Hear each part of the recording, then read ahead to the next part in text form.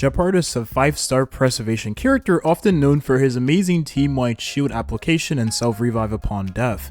Nowadays, there are better shielders and defensive options with more utility, but previously, he was one of the safest and most consistent defensive character this game has ever had. This video is sponsored by Loot Bar. I was able to save on Stellar Jades with the cheaper prices they have compared to the typical in-game top-up version. The process is very safe and simple as it takes cheapest conversion currency rate and then presents to you many discounted prices, which you can then use with various coupons to save on an even more amount of Stellar Jades. The transaction is smooth and simple. Enter your UID in the top right corner. Once you choose your preferred method of payment, you will within a matter of moments receive your purchased Oneric shards, which you can then convert to Stellar Jades. One thing I like about Loot Bar is that you get the first time top up bonus for your Stellar Jades, which is a massive help when it comes to making the videos, because that means more pools for the rate up character. Check out the link in the description to save on your Stellar Jade purchases, and thanks again to Loot Bar for sponsoring this video. There wasn't many defensive characters at the time of launch in Star Rail, as compared to the many we have nowadays, with another incoming at the time of my recording. With there only being 3 safe options, 2 options being more on the risky side, Jeopard was to benefit from this early game limited character pool. It was also to work into the favor of the character that he was to receive buffs leading into the launch of the game. With the help of the buffs and the lack of many options in defensive categories, he was to have the easiest time rising to top tier. Jeopard, unlike any other defensive option at the time, was to provide a 3-turn team-wide shield that scaled based off of his max defense. This shield in turn gave a large amount of extra hit points on top of the health each character already had. So it acted as an effective increase in the overall health points of the team. There is also a few options to guarantee consistent uptime on the shields Jeopard provided. A Lycone that gave extra taunt value to the character, an energy regeneration rate in the form of the Link Rope. Considering the Lycone could be in the form of a 4-star and the Link Rope only needed to be a main stat, Jeopard also became one of the easiest and most efficient characters to build. This would help keep the strain of damage away from the squishier characters and keep them healthier over the course of the fight, which made Jeopard different from the traditional abundance character. Considering how well the character scaled into the late game, he would pair best with one of the top tier damage dealers at the time, Yanqing. All Yanqing needed was a shield, as this would stop the character from being hit, take a damage, and in turn kept the uptime on his follow-up attack passive, increasing his overall damage output. Other defensive options couldn't guarantee that Yanqing would take no damage, so in this specific comp setting, Jeopard would find his best team. Jeopard was still used as a defensive general option for many teams, as he gave a very nice 3-turn lasting shield, also being obtainable in 3 various ways, much like any other 5-star standard banner character. The only teams he would struggle to find a place in was characters that wanted to be hit by the enemy, benefiting from having the highest taunt value in the party like Clara, and Seal, a character that is way too fast to keep the shield provided by Jeopard at all times. Jeopard had low base speed, while Seal had the highest tier, even increasing her own speed via elemental skill. This in turn gave Jeopard a rough time keeping the shield on her at all times, depending on your overall speed on Jeopard himself. Around this point in time, the value of skill point management was something that mattered a lot more during the fights. There's a lot more characters that don't have to ever press their skills, which add to a skill point abundance. Some even handing you free skill points at that.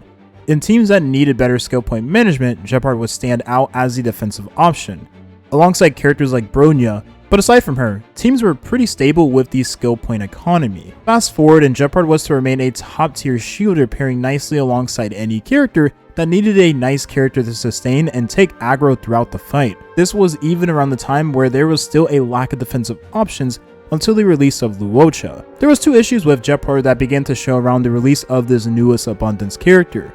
He had no way of cleansing an ally or himself. He also had to use a skill point at times to get more energy for having his ultimate team-wide shield in time. He was also still risky depending on the likelihood of him taking aggro from the enemies on the field, which played an overall role in the amount of energy he would have. Well, Luocha didn't have to worry about any of these issues, and thus presented himself very nicely as a defensive option for pretty much every team that was meta. My wording insinuates that around this same period, Yanqing would begin to fall off following the release of more damage dealers, and solo for the Seal Hypercarry teams, which was one team where Jeopard was best in slot. Despite feeling as if he was fading out of the meta, he was still usable if you needed a character that had the perks he carried, while also not being a character that competed for various aspects of the combat system, such as speed and taunt values. However, that list of characters, while being narrow, would become even more narrow, more so following the release of Blade, a destruction character that also benefited from being hit by the enemy. To make matters worse, Blade not only needed to be hit by the enemy, but also required himself to be the character with the highest taunt value, as unlike Clara, he had 0 ways of organically increasing his aggro numbers. He also utilized Bronya, and despite being a damage dealer, unlike other ones at the time, he didn't use skill points as often. So the defensive options for this top tier damage dealer at the time was either Luocha or Bailu. This would impact the usage of Jeopard as the patches went on, and the only other noteworthy release would be following Fu Zhuan, who without a doubt was the one to put Jeopard in the positions he's in currently. Fu Zhuan had all of the fixes that Jeopard needed as a preservation character. A way of keeping the team or ally from being out control was the biggest one. Fu Zhuan also had more utility, such as giving critical rate to the team for free, which gave her a bigger appeal to every damage dealer, even Seal. Fu Zhuan's damage mitigation or defensive kit was dependent to the turns she took. This in turn would make her better for every character regardless of that character being really fast or really slow. So many teams in the present and in future, Fu Zhuan became more appealing as a defensive option. Jeopard has 0 use case over this character, especially considering around this period of time, Denhang and Bieber to Lunai reigning supreme, hardly anyone used Yangqing, if any. This video could technically end here. This was the history of Jeopard, but that's not to say he didn't have an impact for your account around this point in time. There was just very few use cases. If there was ever a point that we could utilize the freeze he had on his skill, then we could see a huge bump in usage for specific teams, such as Kafka Dot. Until then, he's just going to remain inferior to every other defensive option. He was never a bad one, just had clear flaws from day one.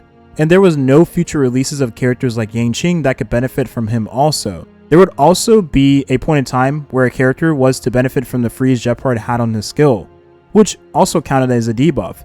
This debuff in turn would allow certain characters to keep damage uptime on their overall damage due to their debuff dependent mechanics. Aside from Dr. Ratio, Acheron comes to mind, and while you could use Jeopard in the same team as her, the question is why? When a 4-star works just as well, if not better, when taking his damage taken increase mechanic into consideration. What would finally be the nail in the coffin for Jeopard was the second half of 2.1, with the release of Aventurine, whom was just a better character in terms of achieving a similar game plan. Sustain the team over the course of the fight with refreshable shields. The shields Aventurine gave could be further refreshed depending on the allies present in his team. Even if those allies specifically didn't exist, he could still give a team-wide shield with his skill, which acted as an emergency. Jeopard also has a weird mechanic that was seemingly supposed to allow him to deal damage at some point, but it seems that never came to fruition, as getting the stats he would need was impossible, whereas Aventurine received those crit stats for free while going with his usual build path, allowing him to dish out quite a bit of damage during the fight. Let's not forget that being a post 2.0 defensive option came with many more perks, one of those being able to quite literally give your team 50% effect resistance for free. If you had straight effect resistance rolls on your relics that paired nicely and stopped the team from being debuffed most of the time. Aventurine lastly had a debuff on his ultimate that would give him a nice pairing with Acheron and Dr. Ratio, 2 characters that Jeopard could work with but not quite as efficiently. At the very least, you could transfer your relics from Jeopard to Aventurine, as the two had a very similar build path. In the present era of Honkai Star Rail, Jeopard is pretty much seen like Natasha in March Preservation, defensive options that are now relics of the past. The crazy part is still to this day, Jeopard is not a bad character. The only issue being for the majority of players, these days he won't be that comfortable to use, even classifying him as a relic of the past, sitting in the same tier as 2 notorious defensive options that no one wanted to touch with a 10-foot pole. I'm speaking figuratively here, of course. Sustained creep doesn't discriminate, it seems. I tried to keep this video shorter to leave room for future topics such as a dedicated video to a whole path of characters. Thank you for watching, and have a nice rest of your day.